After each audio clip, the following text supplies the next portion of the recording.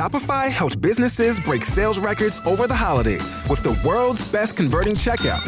Let's hear that one more time. The world's best converting checkout. Shopify's legendary checkout makes it easier for customers to shop on your website, across social media, and everywhere in between. Now that's music to your ears. Any way you spin it, you can be a smash hit with Shopify. Start your $1 a month trial today at shopify.com/records. Hey guys, it is Ryan. I'm not sure if you know this about me, but I'm a bit of a fun fanatic when I can. I like to work, but I like fun too. It's a thing. And now the truth is out there. I can tell you about my favorite place to have fun. Chumba Casino. They have hundreds of social casino style games to choose from with new games released each week. You can play for free anytime, anywhere. And each day brings a new chance to collect daily bonuses. So join me in the fun. Sign up now at ChumbaCasino.com. No purchase necessary. VGW. Void where prohibited by law. See terms and conditions. 18+.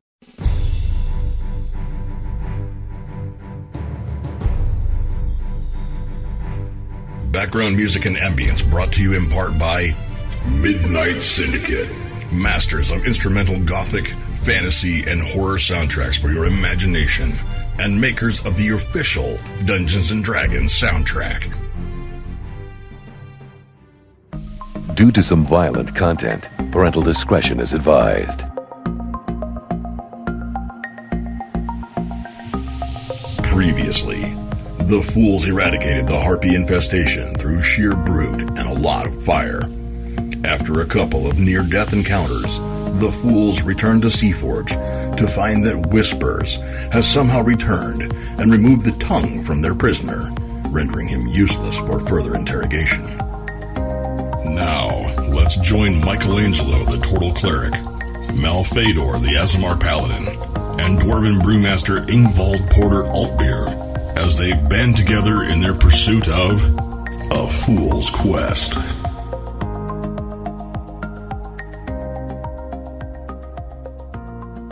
We met. Our heroes were traveling back from Sea Forge to Cheddar. They got a little bit of healing, and then they were going to heal each other in the caravan or the carriage on the way back. Yeah. So you guys get back safe and sound, no issues on the trip to Cheddar. You go straight to the Gagny headquarters. You go to your barracks there, and Munster is waiting in his office, which is right near the cafeteria. You guys come in, you're healed up, feeling alright. Oh yeah. Get some rest. If you haven't got your health, you haven't got anything. So we're outside his office then? Yep, you guys walk in, you're into the main foyer area there. Okay.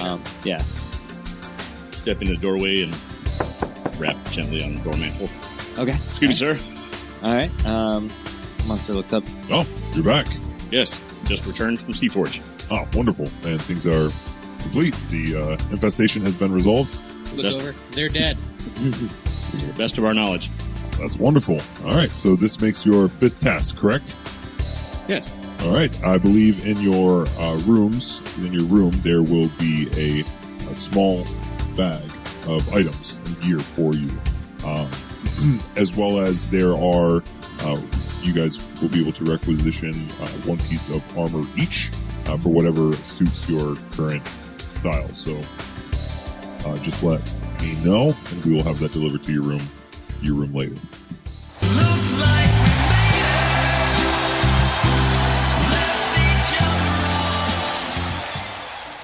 it. Cool. I'm armorless. Hooray! I'm gonna requisition armor that I can sell. I'm gonna sell the armor. Sell the Gagme armor to non-Gagme people. I think you might want to reconsider that. Fair enough. Seeing that nobody will when we want to buy a armor, is this is it labeled Gagme? Yeah. Like possibly magical armor or Oh yeah. It'll be a +1 armor. Oh. He dismisses you guys. You can go to the cafeteria. You can go to your rooms. I go to my room and begin another batch of beer. All right, so you head up to your room. You do find a little satchel there. Inside the satchel, there is a ring. There are 3 rings. So one is a ring of warmth, one is a ring of protection, and one is a ring of resistance against thunder.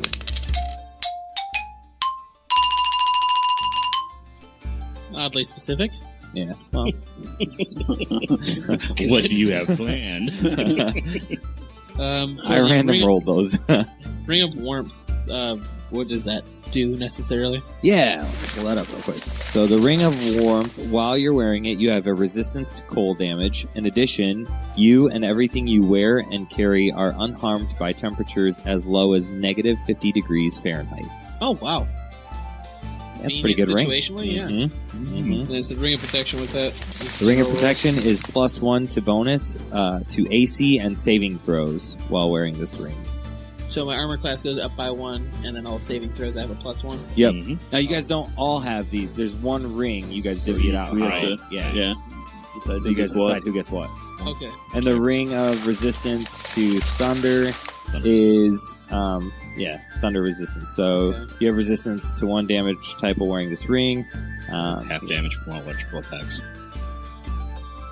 Anything else in the satchel? Nope, just those rings. Cool. And anything else in the room? You said I have robes are in there and whatnot, or not robes, but don't you get a cloak or something? No, not yet. That's when you graduate. Okay. You guys haven't graduated yet. You just completed your 5th test. You're close though. Cool. Yep. Then I brew my beer. It is going to be fuddling movement.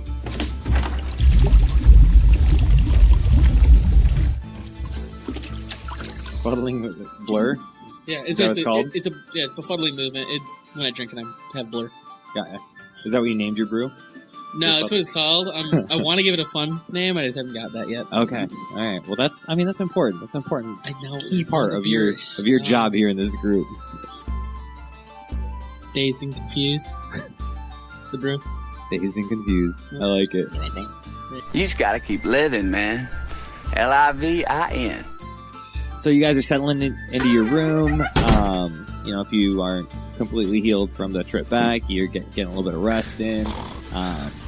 And Ingvald is, you're bringing up a batch of brew. And Chuck comes up into the room and he says, Michelangelo, Ingvald, Malphaedor, do you have a moment? Of course. Yes. Okay. We have decided to put you through the first initial run of the final test. Most teams have to complete this run a second time, so this is kind of like the initial way of doing it.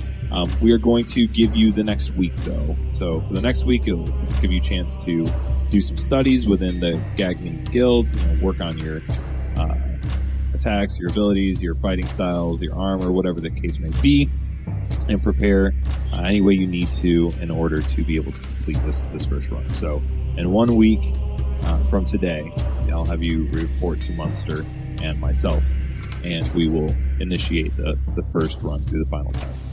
Do you have any questions? I'm trying to think, but nothing happens. No questions, man.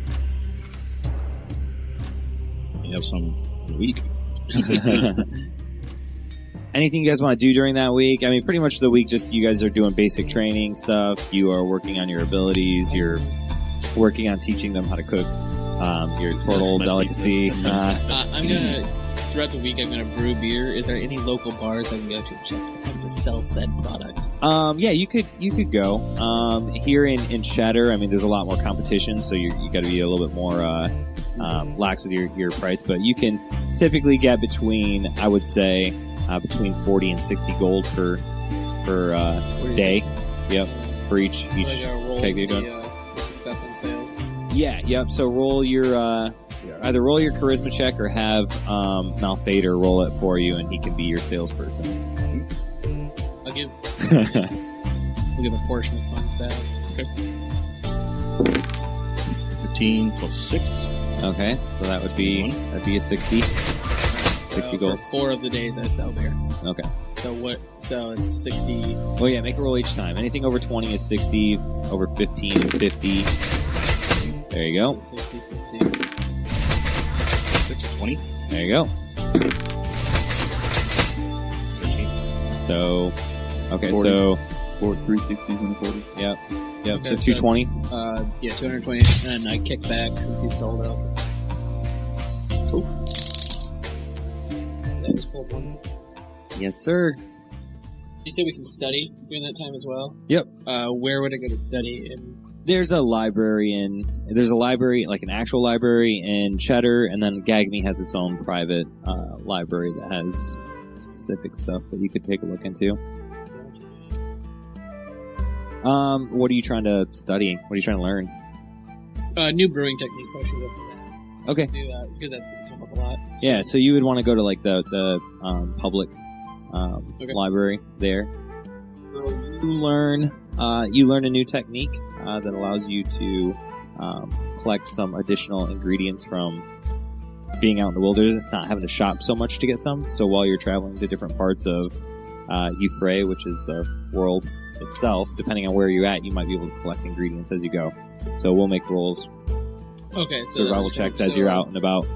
And the more you study, the easier that will be to find ingredients. Do it. I just wrote ingredient foraging in my notes, so I remember that. All right. Perfect. Thank you. Now, this suit of armor, is that something I can requisition now, or do I have to wait until after the week? No, you can requisition it now, and they'll have it prepared for you before you go into the... Okay. Yeah, I'll go ahead and put that in. Okay, yep. So they'll work on that for you. No longer need the chain. Yep, so... I forgot, are there any decent shops for, like weapons or maybe even armor or things like that? Everything would be pretty mundane. There wouldn't be anything magical. You could requisition magical stuff, but it wouldn't be ready in the week. And you don't really know where you're going to be stationed at after you guys graduate. So if you pass this first week, you might not even be here when the magic item gets created. Okay. So, and I would say they're pretty expensive, but you guys have been hauling in the loot lately. I'm pulling down. I got almost 400 gold, so I'll look for it. Yeah, you guys have been killing it. Beer sales have been delightful.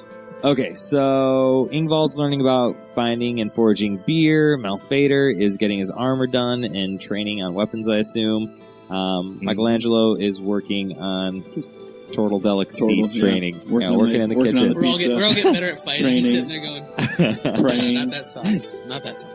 Sourcing the best tomatoes. Would there be an option to forego the magical plate in lieu of mithril plate? Well, it doesn't have the magical bonus to it, but it does without the disadvantage on stealth. Shoot. Yeah, I'd let that happen. Okay. Mithril plate. Yep. Nice. Yeah, there's no armor that I can get, like, not even like headbands or anything. They're not all screwed up. Oh, yeah, you'd have to, everything you have would be like magical accessories. Yeah. Ooh. What about, not like gloves or something for my hands? I'm a monk still.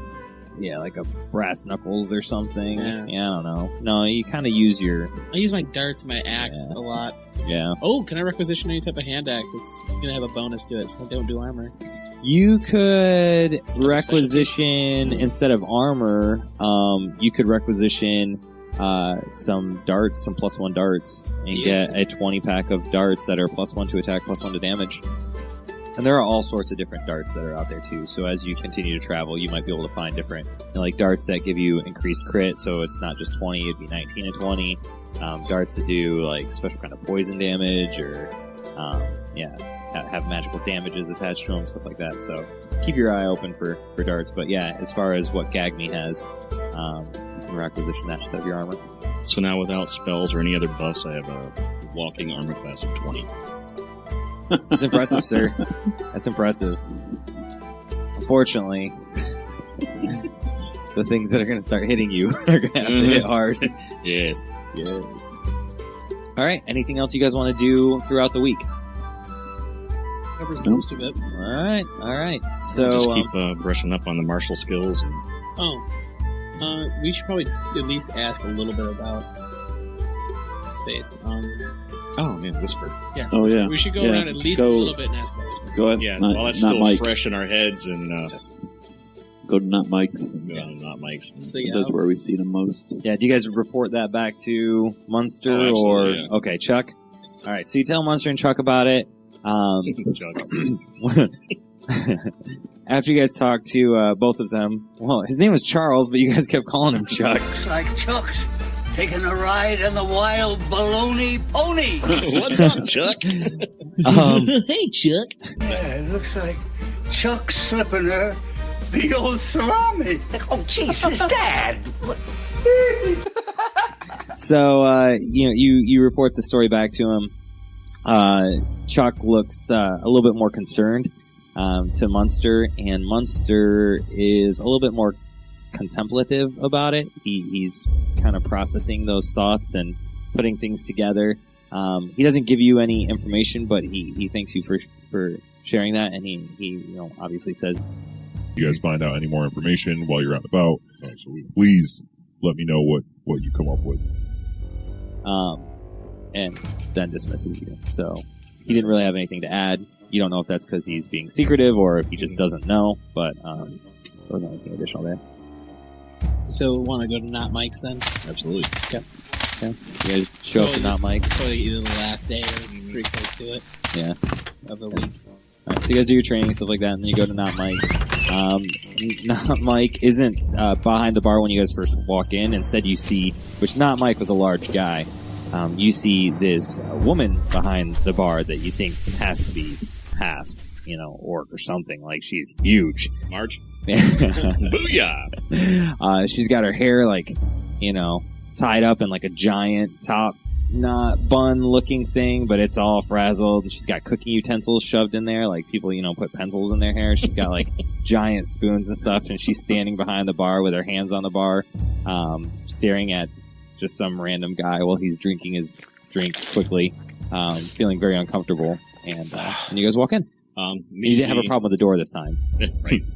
Well, we got it figured out now. Yeah, I know how it works. I elbow him, just for you. It immediately scanned the room to see if the sleeping whisperer is hanging out. So, Malphaedor, you look around the room. You look to the table where Whispers was the first time, and then the second table where he had moved the second time. You don't see him anywhere in the bar. You don't even see you don't really see any patrons outside of one guy who's at the bar right in front of Large Marge, and another guy who's sitting over by a small little fire in the corner. Approach Marge. Excuse me, ma'am. Looks up at you. What do you need? Wanted to ask you some questions about one of your patrons. One of my patrons who? Last couple times we were in here, there was a gentleman, usually at that table, sometimes that table, usually drunk and sleeping. Let me see.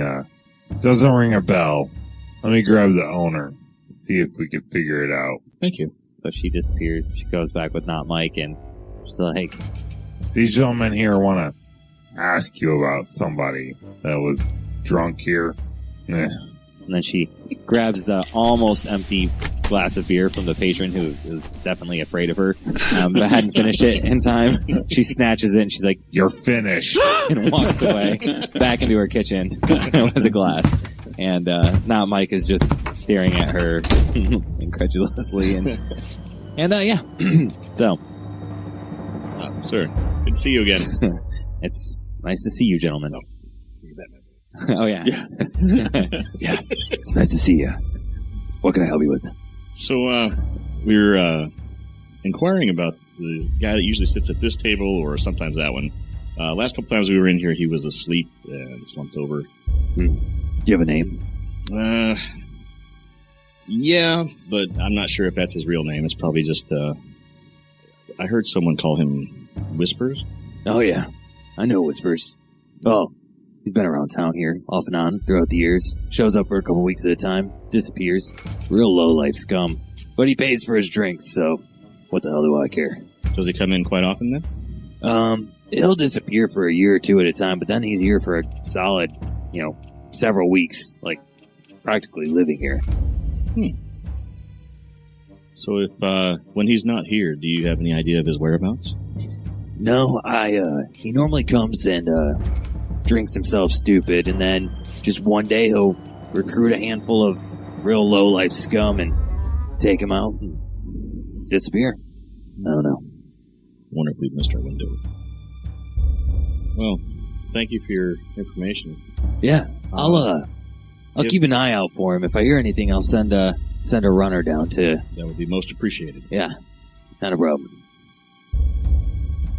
I order a beer, chug it, He hands you the beer and he's like, Marge is on a rampage. Might want to crush that. Chug it. I chug it and wink back into the kitchen. Look at me. Oi, oi, oi. From what you know from Tim and Terry, Marge is into smaller men, so. No charisma. I don't think you do. I literally did. No. I'm not Literally sure if that's awkwardly winked back. She tusses her hair with a wooden spoon that's in there. She's got like gravy blopping down into it. Oh yeah. Making love, gravy, love, gravy, love, gravy, love, love, love. I mean, that's probably it for... Who knows? Could be hot for a half orc. Yeah. We don't have images here. I'm just make something with my brain for now. It's fine. Alright. Alright. Probably it for the bar, I hope. You guys want to do anything else before you carry on? Good. Just get a good night's sleep. Yeah. So you guys get a good night's sleep. You wake up in the morning. You head down to eat breakfast, get a full meal, make your way over as you see Chuck walking into Munster's office. So you guys kind of get up and leave your stuff there, or leave the food there to be cleared, and walk over to the office. Follow Chuck in, and they both turn and look at you guys. And Munster says, Malphaedor, Ingvald, Michelangelo. Sir? Good morning. Chuck will walk you guys down to the final test. Please remember, this is only the first time you have to do this. Don't worry about if you can't finish it. That's fine. You're not expected to. Most people do not. But Chuck will give you more details as he takes you to the place you need to go. So Chuck motions for you guys and says, "Come with me. Today is the day we do your first initiation run." And he starts walking downstairs towards the main floor. And you've talked with Chuck enough times that you can tell he's got like this rehearsed at this point. Says kind of a canned presentation. Yes, like he stops to saying certain things until he gets to the next part of the hallway where he's like starts to turn, and then he's like, "Okay, I can speak now again." So he says, "Please understand, you do not have to complete the initiation run on your first attempt. In fact, most do not. This is to test your abilities and see what we need to do to educate you further, and then test you the second time for graduation purposes." And he's quiet again for a while, like awkwardly quiet. And then he gets up to a door that you guys have never really paid attention to. Didn't know what was beyond that door. You've probably seen it walking the halls several times, but like you've never had to go into it, so never really tried. So he takes out a key from his pocket and unlocks the door. And as he begins to descend down into some short, narrow hall or stairwell, about 10 steps that goes down, so about one floor. They're kind of deep steps. And he continues, "If you do complete this on your first attempt, you will be recognized as part of a small group of adventurers to ever have done so.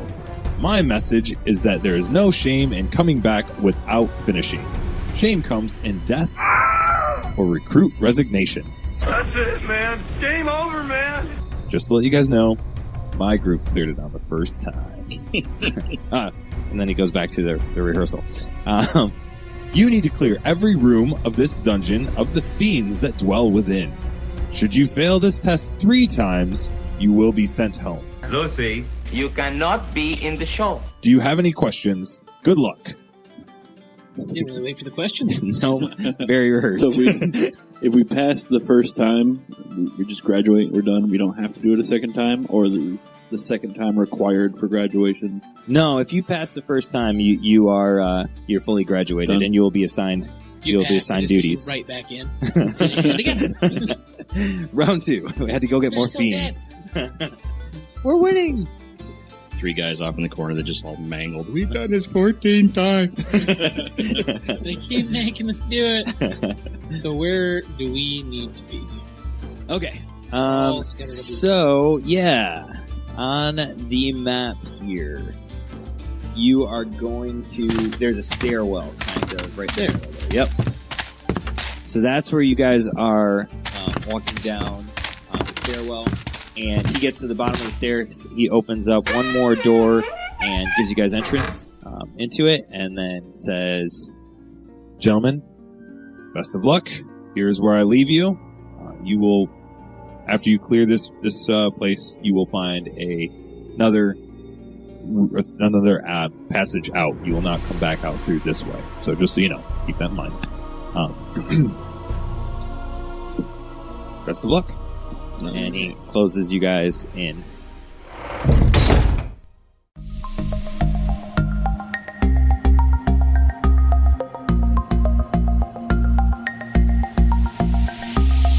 This concludes this episode of A Fool's Quest. Join us next time for more fun and daring adventure. Thank you for listening, and don't forget to like, subscribe, review, and comment on your favorite platform to listen to A Fool's Quest.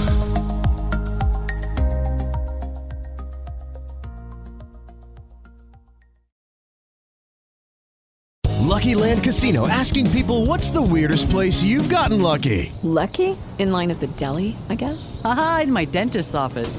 More than once, actually. Do I have to say? Yes, you do. In the car before my kids' PTA meeting. Really? Yes. Excuse me, what's the weirdest place you've gotten lucky? I never win and tell. Well, there you have it. You can get lucky anywhere, playing at LuckyLandSlots.com. Play for free right now. Are you feeling lucky? No purchase necessary. Void where prohibited by law. 18+. Terms and conditions apply. See website for details.